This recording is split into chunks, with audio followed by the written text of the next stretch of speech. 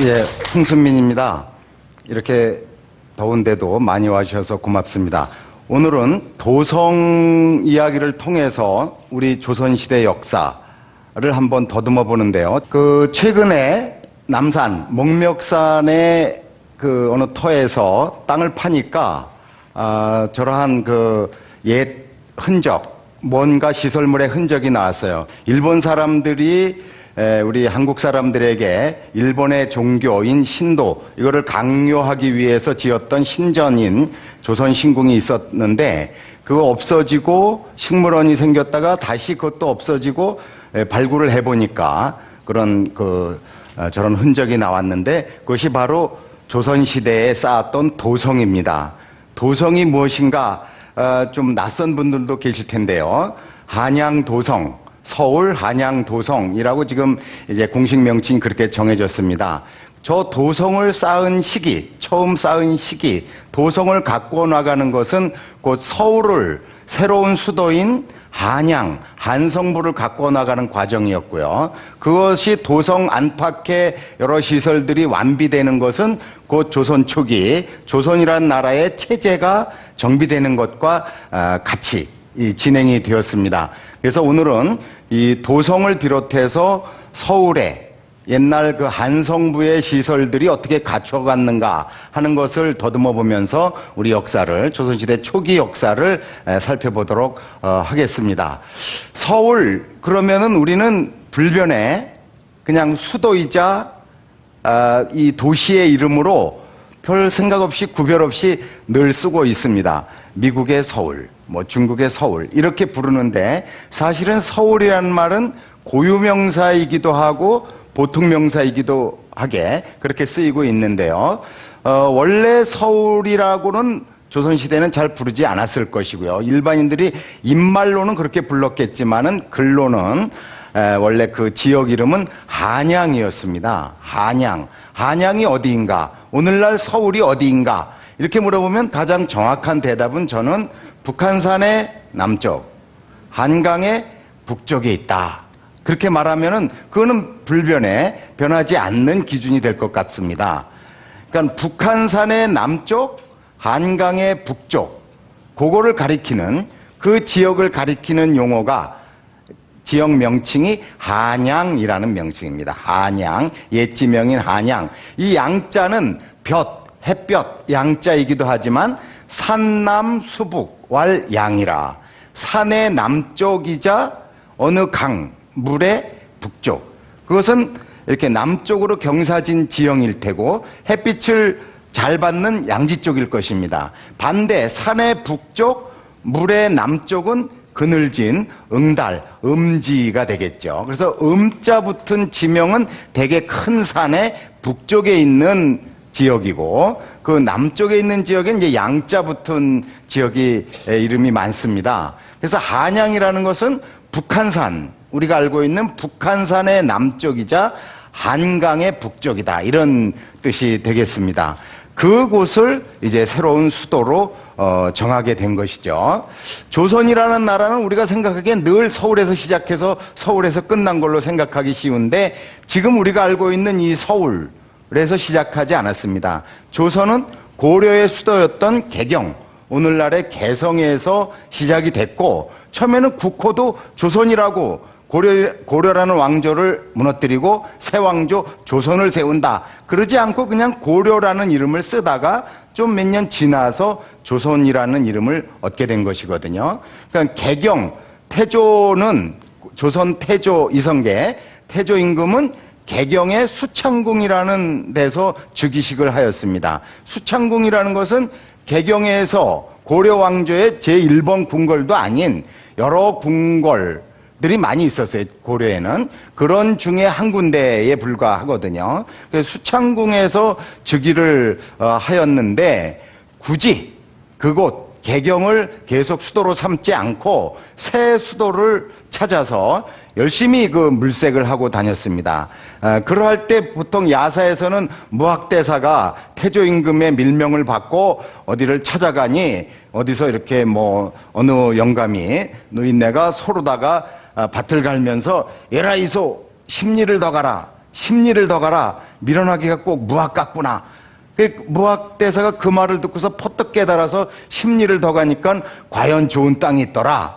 그래서 거기를 점 찍어 놓고 다시 그곳에 가보니 그 영감도 소도 온데간데 없더라. 그래서 그 동네 이름을 뭐라고 했다고요? 왕십리, 갈 왕자의 십리, 왕십리라 그러면 아 그렇구나 이러시는데 그것은 그냥 옛날 얘기에 불과할 뿐 역사적인 사실이라고 믿기는 굉장히 어려운 그냥 야사 전설적인 얘기에 불과합니다. 실제로 새 수도를 여러 군데 찾아다니면서 여기 그리고 결정한 가장 핵심적인 인물은 누구겠습니까?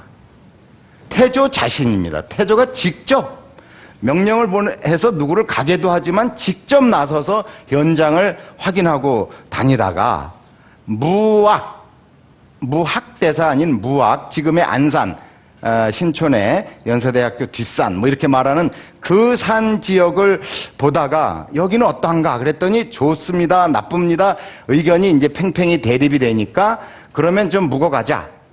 해가 저물고 해서 고려의 행궁이 있던 곳에 와서 묵게 됐어요. 거기가 바로 오늘날 경복궁 뒤편, 좀 청와대 어디 그 부근쯤 됐던 것 같습니다. 여기는 또한 어떠한가? 태조 임금이 물어보니까 사람들이 또 같이 갔던 뭐 이 풍수를 보는 이런 직관들이라든지 관원들이 좋다 나쁘다 막 그 의견이 엇갈릴 때 태조 임금이 거기를 정한 거거든요. 정해 놓고서 절차를 밟아서 여기로 이제 공식 결정을 하자. 그렇게 됐던 것이거든요.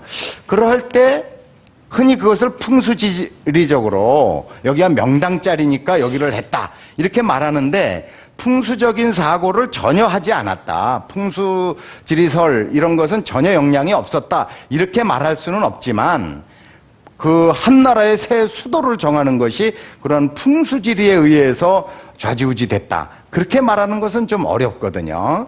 그렇다면 어떤 이유로 어떤 논리로 이런 새 수도를 정했을까? 한 나라의 수도를 옮긴다는 게 굉장히 큰 국가적인 사업이요 나라 전체를 흔든다고 할 수 있는 그러한 영향을 미치는 것인데 그거를 여기가 명당짜리다 라고 해서 정했을까? 그렇지 않다는 것이죠. 자, 우리 기사를 한번 같이 보겠습니다. 그래도 우리가 원문을 한번 보는 것이 우리 역사를 공부할 때는 상당히 도움이 됩니다. 남의 말, 번역된 것 이런 것 듣는 것보다. 자, 밑줄 곳을 보니까 태조 3년 1394년인데요. 8월 13일 날 이제 와서 보는 거예요. 아까 얘기한 경복궁 자리 그 뒤편 밑줄 곳에 보니까 상열왈 임금, 상은 임금이거든요. 임금께서 기뻐하면서 말하기를 송경역 기무 부족처호와 송도 개성인들 부족한 것이 없겠는가? 개성도 완벽한 땅은 아니다. 그런데 금관차지 형세 가히 왕도라. 지금 이 땅을 보니 그 형세가 왕도, 왕의 도읍지, 새 수도가 될 만하다.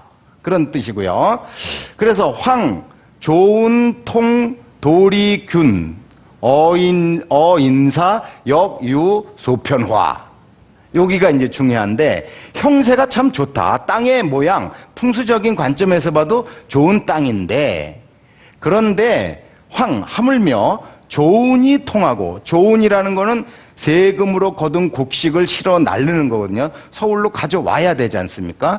그러려면 그 교통이 그 당시에는 수레나 뭐 이런 거보다는 배로 나르는데 배가 통하고 이런 얘기거든요. 조운이 통한다는 얘기는 도리균, 도리라는 것은 그곳으로부터 전국으로 가는 거리, 위치가 균등하다. 여기서 북쪽으로 가도 남쪽으로 가도 거의 균등하게 한가운데 있다. 위치가 좋고 교통이 좋다.